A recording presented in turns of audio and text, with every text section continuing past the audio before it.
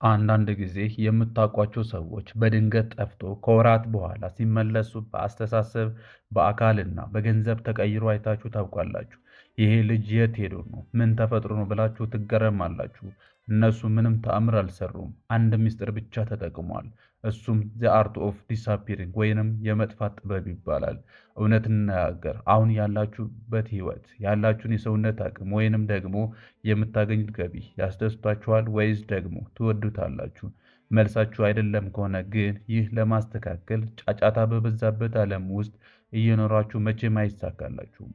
እባብ ቆዳውን ለመቀየር ወደ ጫካ ገብቶ እንደሚደበቅ ሁሉ እናንተም ማንነታችሁን ለመቀየር ለተወሰነ ጊዜ መጥፋት አለባችሁ። ሰላም ጤና ይስጥልን ተከበራችሁ የፍራንክ ሮዝ ቻናል ቤተሰቦች፣ እንኳን ወደ ፍራንክ ሮዝ ቻናል በሰላም መጣችሁልኝ። እኔ ፍራንክ ነኝ። ዛሬ የምናገረው ስለ ሞንክ ሞድ ነው፣ ወይንም ደግሞ ለ90 ቀናት ከዓለም ተገልሎ ራስን ስለመገንባት ነው። በ2026 በህይወታችሁ ላይ ትልቅ ለውጥ ማምጣት ከፈለጋችሁ ይህ ቪዲዮ ለእናንተ ነው። ዛሬ እንደ ቢዮንሴ እና ኮቢ ብራያን ያሉ ኮከቦች የሚጠቀሙበት ለ3 ወር ጠፍታችሁ ራሳችሁን የምትቀይሩበት 10 ወሳኝ እርምጃዎች በዝርዝር እነግራችኋለሁ። እነሱ ካደረጋችሁ ከ3 ወር በኋላ ስትመለሱ ሰዎች ስማችሁን እስከሚጠይቋችሁ ድረስ ራሳችሁን ትቀይራላችሁ። በመጀመሪያ ግን በአስተማሪ ታሪክ እንጀምር። ሁለት ወጣቶች ነበሩ፣ ኪሩቤል እና ሱራፌል ይባላሉ። ሁለቱም አዲስ ዓመት ሲጀምር ዘንድሮ ህይወቴ ይቀይራሉ ብሎ ለራሳቸው ቃል ገቡ። ግባቸው አንድ ነበር፣ እሱም የራሳቸው ቢዝነስ መጀመርና ቦርጫቸውን ማጥፋት ነው። ኪሩቤልን እንመልከተው። ኪሩቤል ገና በመጀመሪያ ወር ላይ ጂም ሲገባ ፎቶ ተነስቶ በማህበራዊ ሚዲያ ኢንስታግራም እና ፌስቡክ ላይ ለጠፈ። ኒው ይር ኒው ሚ አለ። አዲስ ዓመት አዲሱ እኔ እንደዚህ ነው የሚሆነው ብሎ ጻፈ። ጓደኞቹ ጎበዝ በርታ አሉት። ላይክ እና ኮሜንት ጎረፈለት። ስኬታማ የሆነ ያህል ተሰማው። ስለዚህ ኪሩቤል ጠዋት ጂም ይሄዳል፣ ማታ ደግሞ ከጓደኞቹ ጋር ካፌ ቁጭ ብሎ ስለ ቢዝነስ እቅዱ ያወራል። ሁልጊዜ በመሃል ስልኩን ይነካካል። ቅዳሜና እሁድ የተለየ ፕሮግራም የለውም። እንዲሁም ከጓደኞቹ ጋር ስለ ቢዝነስ ሲያወራ ይውላል። ከ3 ወር በኋላ ኪሩቤል ለውጥ የለም፣ ወሬ ብቻ ሆነ። ጉልበቱ የጨረሰው በመናገር እና በወሬ እንጂ በመስራት አልነበረም።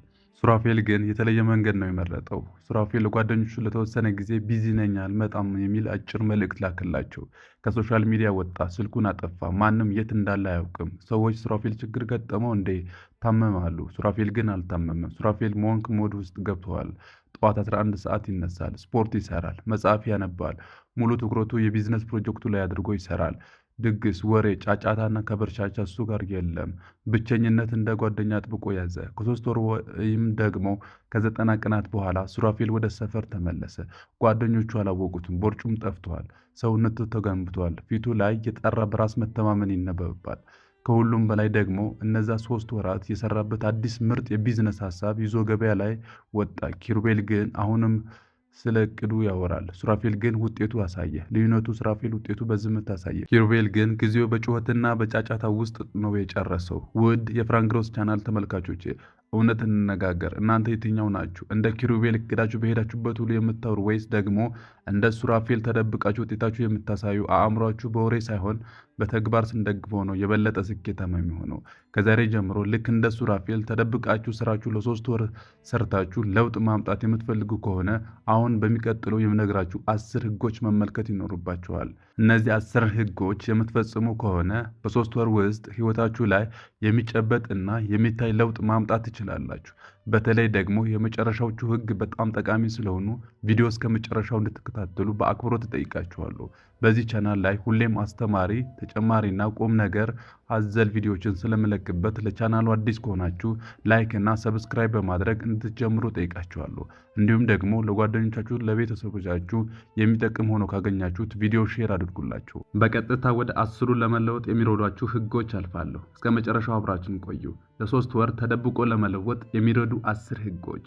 አንደኛ፣ ሌዘር ፎከስ ወይንም አንድ ዋና ግብ ብቻ ምረጥ። ብዙ ሰው ህይወቱን መቀየር ሲያስብ 10 ነገር ባንዴ ለመቀየር ይሞክራል። ይህ ደግሞ ውድቀት ነው። ይህንን በምሳሌ ላስረዳችሁ።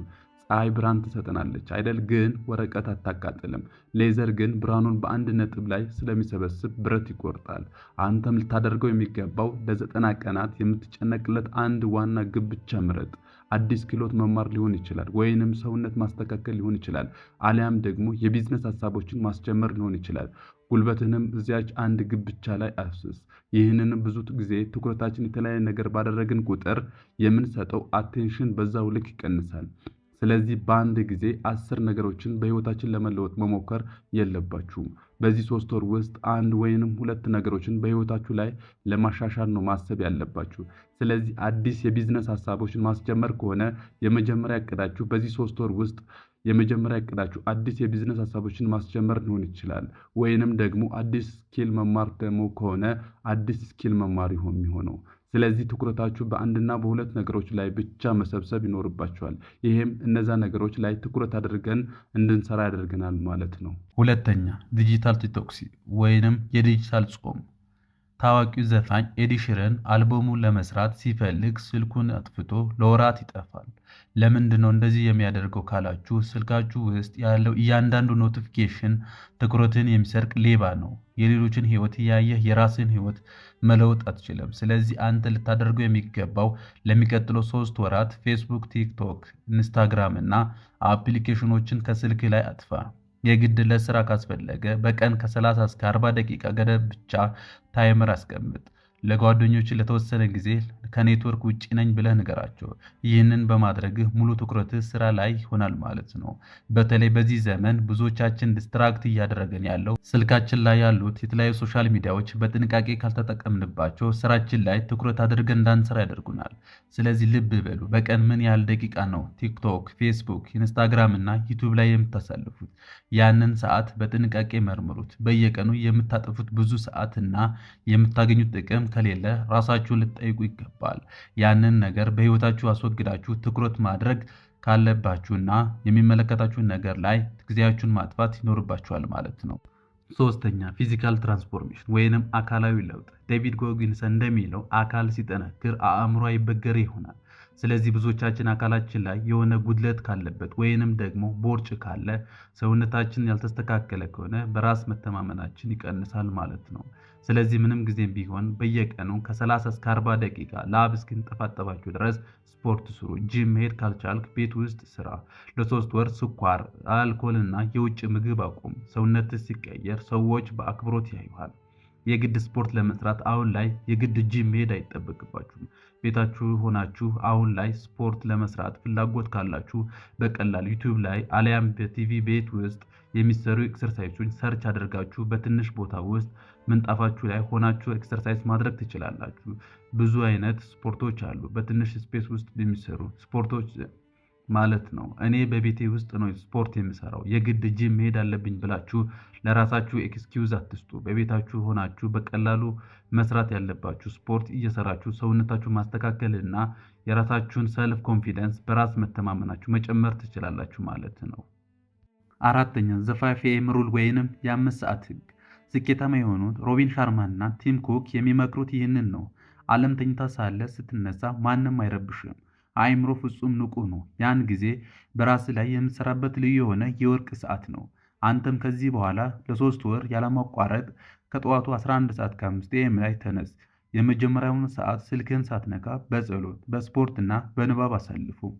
ይህ በህይወታችን ለውጥ ማምጣት ከፈለግን ብዙዎቻችን ልናደርገው የሚገባ ነገር ነው። ምንም ጊዜም ቢሆን ቀኑ ሳይጀምር እኛ ተነስተን ቀናችንን ልንቀድመው ይገባል ማለት ነው። ስኬታማ የሆኑ ሰዎች ስኬታማ ለመሆን ከሚረዱ አንዱ ነገር ውስጥ ሲናገሩ ሁልጊዜ 11 ሰዓት ነው የምነሳው ሲሉ ይደመጣሉ። ስለዚህ እናንተም ስኬታማ ለመሆን ከፈለጋችሁ ቀናችሁ ልትቀድሙት ይገባል። አንደኛ፣ በዛ ሰዓት ስትነሱ ዓለም በተኛችበት ሰዓት የምታደርጉት ነገር ፍሬያማ ይሆናል። ስለዚህ ነው ልክ ጠዋት እንደተነሳችሁ ስልካችሁ በመጀመሪያ አትንኩ የሚባለው። ምክንያቱም አእምሯችሁን በዛ ሰዓት በጣም ንቁ ነው።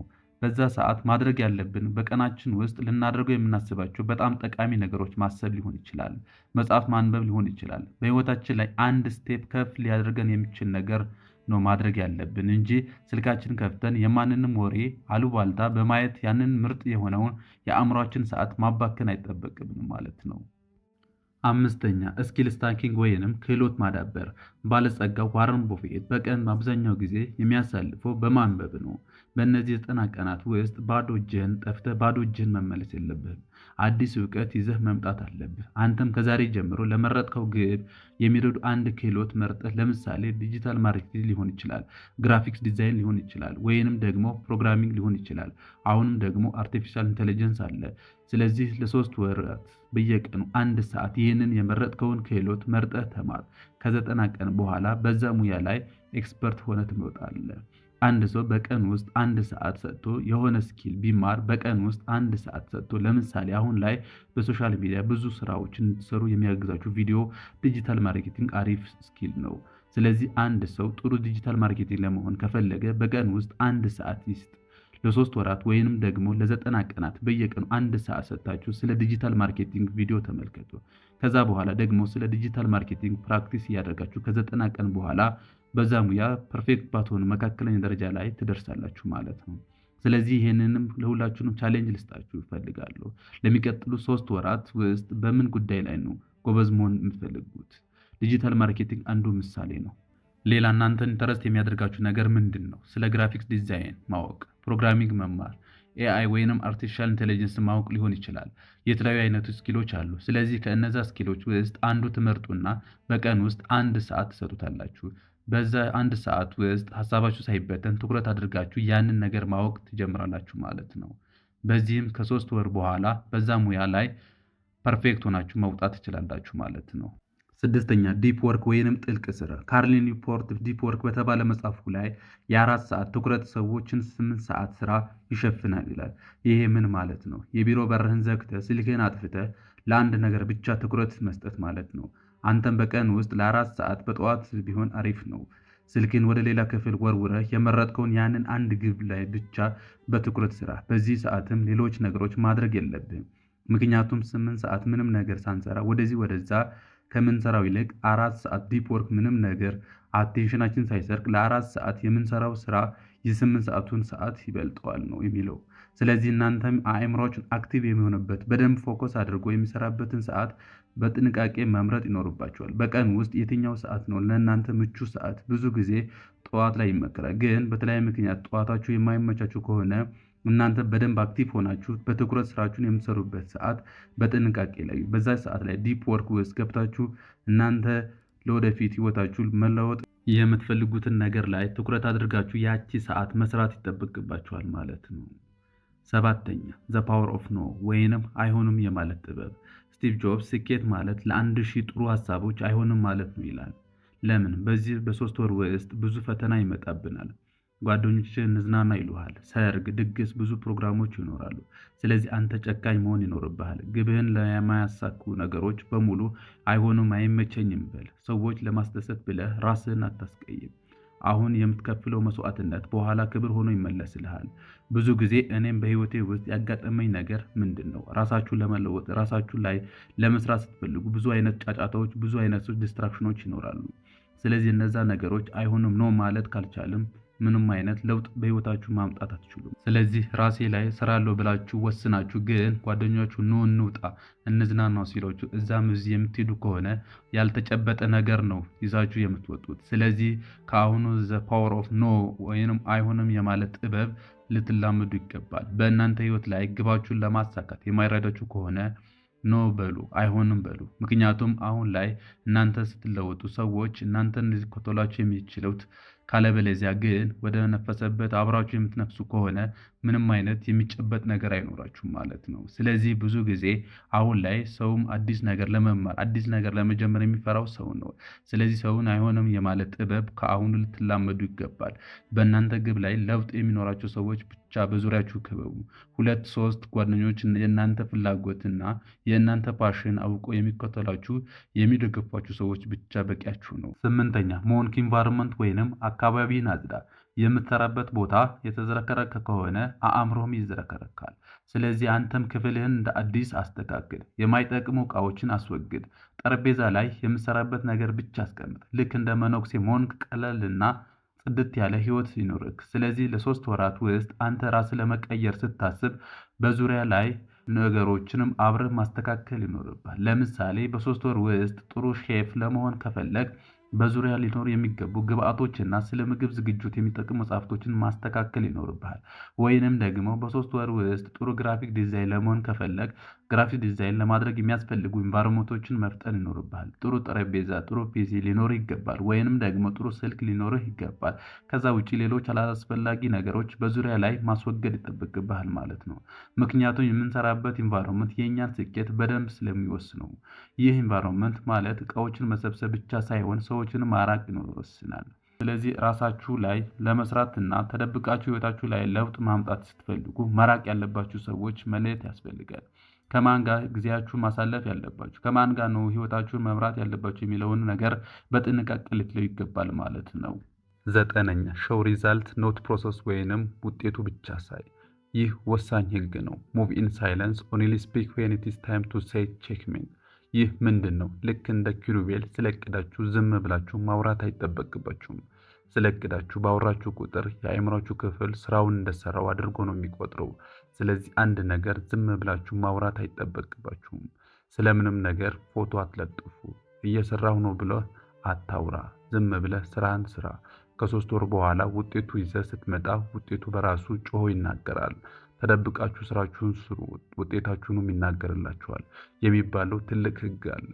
ይህ በጣም ጠቃሚ ነገር ነው። አንድ ነገር ለማድረግ ስትወስኑ እንዲህ ያደርጋለሁ፣ እንዲህ እሰራለሁ ብላችሁ ማውራታችሁ ምንም ለውጥ እንደማያመጣላችሁ ልትረዱ ይገባል። 10ኛ ሜንታል ዳይት ወይንም የአእምሮ አመጋገብ። የመጨረሻውና ወሳኙ ህግ ደግሞ ሰውነትን የምትበላው ነው የሚሆነው። አእምሮ ደግሞ የምትሰማው የምታነበው ነው የሚሆነው። ስለዚህ በዚህ 3 ወር ውስጥ ዜና፣ አሉባልታ፣ ሁካታና የሚያስጨንቁ መረጃዎችን አትስማ። ከእነዚህ ነገሮች ጆሮህን ጠብቅ። የሚያነቃቁ ፖድካስቶችን ወይንም ደግሞ የዩቲዩብ ቪዲዮዎችን ብቻ ስማ። ስለ ስኬት፣ ስለ ቢዝነስ እና ስለ ራስ እድገትን የሚያወሩ መጽሐፍቶችን ብቻ አንብብ። ይህንንም ለሁላችሁም ትኩረት ልትሰጡት የሚገባ ነገር ነው። በተለይ አእምሯችን የሰጠነው ነገር ነው የሚሆነው። ጤናማ ምግብ ስንበላ ጤናማ ሰውነት ፊዚካል አፒራንስ እንደሚኖረን ሁሉ ለአእምሯችንም አስፈላጊ ነገሮችና ለአእምሯችን እድገት የሚረዱ ስለ ስኬት፣ ስለ ቢዝነስ እና ራሳችን ስለማወቅ የሚረዱ መጽሐፍቶችን ባነበብን ቁጥር አእምሯችንም እያሳደግን እንመጣለን ማለት ነው። እናንተም በዚህ 3 ወር ውስጥ ጠቃሚ የሚባሉ መጽሐፍቶችን ብቻ መርጣችሁ የምታነቡ ከሆነ ከ3 ወር በኋላ የእናንተን አእምሮ በተለይ መንገድ አስተሳሰባችሁን አዳብራችሁ ትመጣላችሁ ማለት ነው። ስለዚህ ልትመርጡ የሚገባው የምታዩትና የምትሰሙት ወደ አእምሯችን የምታስገቡት ነገሮች በጥንቃቄ ይምረጡ። ዛሬ የምታዩትና የምታዳምጡትን የምታነቡት ነገር የእናንተ ማንነት እንደሚሆን ልብ በሉ። ውድ ቤተሰቦች እነዚህን 10 ነገሮች ለ3 ወራት ማድረግ ቀላል ነው? በፍጹም አይደለም። ብቸኝነት ይሰማችኋል፣ ይሰለቻችኋል፣ ጓደኞቻችሁ እንደጠፋችሁ ያስባሉ። ግን አስታውሱ፣ አባ ጨጓሪ ወደ ቢራቢሮነት የምትቀየረው ብቻዋን ተሸፋፍና ኮኮን ውስጥ ስትቀመጥ ነው። እናንተም አሁን ካላችሁበት ተራ ማንነት ወጥታችሁ ወደ አሸናፊ ማንነት ለመቀየር ይህንን የብቸኝነት ጊዜ ያስፈልጋችኋል። ዛሬ ወስኑ። የሚቀጥሉት 3 ወራት የእናንተ የመቀየሪያ ጊዜ ናቸው። እናንተስ ይህንን ፈተና ለመቀበል ዝግጁ ናችሁ? እንግዲያውስ ዝግጁ ከሆናችሁ አሁን ኮሜንት ላይ ለ3 ወር ጠፍቻለሁ አይ አም ዲስአፒሪንግ ብላችሁ ጻፉልኝ። ይህ ለራሳችሁ የምትጀምሩት ትልቁ ፈተና ነው። ይህ ቪዲዮ ከነበረባችሁበት ከቀሰቀሳችሁ ላይክ በማድረግ ለሌሎች እንዲደርስ አድርጉ። እንዲሁም ደግሞ እንደናንተ ህይወታችሁን ለመቀየር ይረዳሉ ለምትሏቸው ሰዎች ሼር አድርጉላችሁ። ከ3 ወር በኋላ ተቀይራችሁ ስትመጡ ለውጣችሁ እንድትናገሩ አሁኑኑ ፍራንክ ሮዝ ቻናል ሰብስክራይብ አድርጉ። በዝምታ ስሩ፣ ውጤታችሁ ጮሆ ይናገርላችኋል። ፍራንክ ሮዝ ነበርኩኝ። በቀጣይ ቪዲዮ ደግሞ አስመሳይ ሰዎችን የምናውቁባቸው 10 መንገዶች ማወቅ የምትፈልጉ ከሆነ ይህንን ቪዲዮ ተመልከቱት። እዚህ ቪዲዮ ላይ እንገናኝ። ፍራንክ ነበርኩኝ። በቀጣይ ቪዲዮ እስከምንገናኝ መልካምን ሁሉ በመመኘት በዚሁ ሰናበታለሁ።